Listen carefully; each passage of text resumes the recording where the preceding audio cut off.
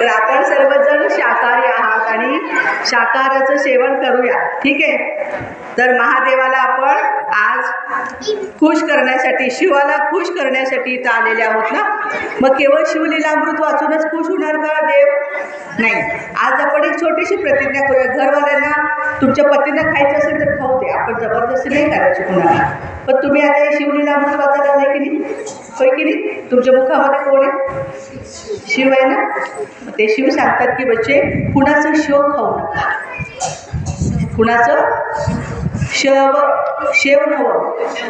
शेव मला पण आवडते, मला आवडते भडकामध्ये शेव खाऊन खायला, ठीक आहे.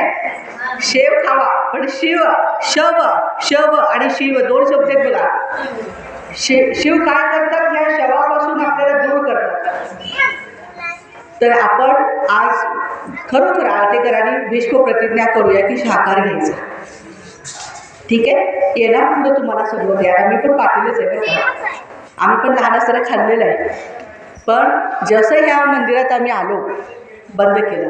रामकृष्ण हरी म्हणतोय की नाही, मग हरीला जे आवडेल तेच आपल्याला खायचं आहे की नाही.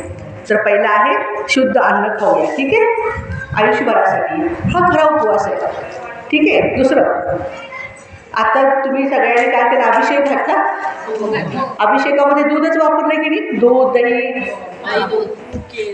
म्हणजे दुधाचे पदार्थ, कॅल्शियम असतं आपल्या शरीरामध्ये, कॅल्शियम कमी होतं म्हणून आपण हे पदार्थ जास्त खाल्ले पाहिजे ह्याच्यामध्ये. आणि जसं 40 ओलांडत जाते तसं महिलांना कॅल्शियमची कमी होते, म्हणून हे पदार्थ आपण खाल्ले पाहिजे, ठीक आहे. कॅल्शियमच्या गोळ्या खाण्यापेक्षा नॅचरल कॅल्शियम फळफळावर आणि दूध दुभतं, त्याच्यामध्ये कॅल्शियम भरपूर आहे. दुसरं मी सांगितलं तुम्हाला की त्रिपुंड लावतो आपण. त्रिपुंड 3 भस्म. हो, आता एक त्रिपुंड व्यवस्थित लावून घ्यायचं आहे. कसं लावणार तुम्ही? हात बोटं करा असे. आता माझ्याबरोबर म्हणायचं आहे, ठीक आहे. मी आत्मा बिंदी कल्याणकारी म्हणा. आत्मा बिंदी कल्याणकारी. नंतर दुसरी रेष ओढायची ना. शिव बाबा बिंदी कल्याणकारी. आवाज कुठे गेला? सगळं भांडताना बघा कसला आवाज येतो यांचा, ठीक आहे. शिव बाबा बिंदी कल्याणकारी. आणि तिसरं आहे ड्रामा बिंदी कल्याणकारी म्हणा. हे जे नाटक सृष्टीरूपी रंगमंचावर चालू आहे त्याच्यामध्ये तुम्ही आम्ही सगळेजण कोण आहोत? कलाकार आहोत. मग छान पत्नी, छान आई, आदर्श बच्ची, बेटी, ह्या सगळ्या नात्याने आपल्याला पार्ट चांगला प्ले करायचा आहे, ठीक आहे. तर त्रिपुंड एवढ्यासाठी लावलं जातं. 3 पानाचं बेलपत्र व्हायचं. आवड तुला पानाची, बेलाच्या पानाची, हे भोळ्या शंकर.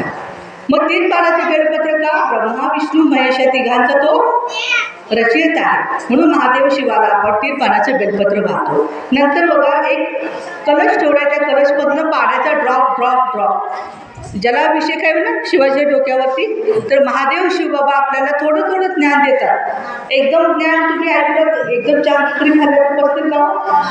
थोडं थोडं खाल्लं तर पसतं आपल्याला. तसं ईश्वर पण आपल्याला रोज थोडं थोडं ज्ञान देतात. ते जेवढं ऐकत जातो तेवढं आपलं परिवर्तन होत जातं. आता तुम्ही घरात गेल्यावर पहिलं काम करायचं, तोंड बंद. तुम्हाला उलटं सुलटं घरातले बोलणार. आधी बघा पारायण करून, शिवलीलामृत वाचून, आता काय करते बघूया.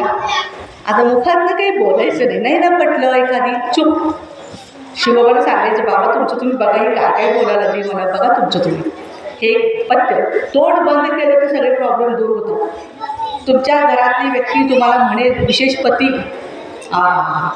कुठं जाऊन आधी बघा, काय झाले, तोंड मिळून, तोंड शांत झाले बघायचं. एवढं केलं मी पुष्कळ झाला. बाकी काय होतच ना, एवढं आपण खाऊया, ठीक आहे. नंतर तुम्ही बघाल की महादेवाला आपण बेलपत्र वाहिलं आणि धोत्र्याचं फूल वाहतो, पांढरे शुभ्र. आता मी आले, तुम्ही मला धोत्र्याचं फूल देणार की नाही? हो, धोत्र्याचं फूल नाही, धोत्र्याचं फूल नाही, मला गुलाबाचं फूल द्या तुम्ही. मग महादेवाला आपण धोत्र्याचं फूल खा, कारण धोत्रा ही विषारी आहे. म्हणून बघा शिवबाबा सांगतात की जे तुझ्याकडे विषारी आहे, वाईट आहे, वाईट बोलणं, वाईट ऐकणं, वाईट पिणं, दारू पितात बघा. आज म्हणे भांग पितो भगवान भोलेनाथ शिव भांग पितो, माणसं भांग पितात. अरे असला नशा नाही सांगता डोळेश्वराने आपल्याला. कुठल्याही प्रकारचा नशा, तंबाखू, दारू, गुटखा वगैरे हे आपल्याला ईश्वराला आवडत नाही आहे. त्यामुळं हर हर महादेव या शब्दाचा अर्थ आहे, तू जेव्हा महादेवाची आठवण करशील तुझे सर्व प्रॉब्लेम हरतील, तुझे सगळे दुःख दर्द हरतील. पण कधी? ज्यावेळी मी त्याची आठवण करेन. मग करूया सगळ्यांना.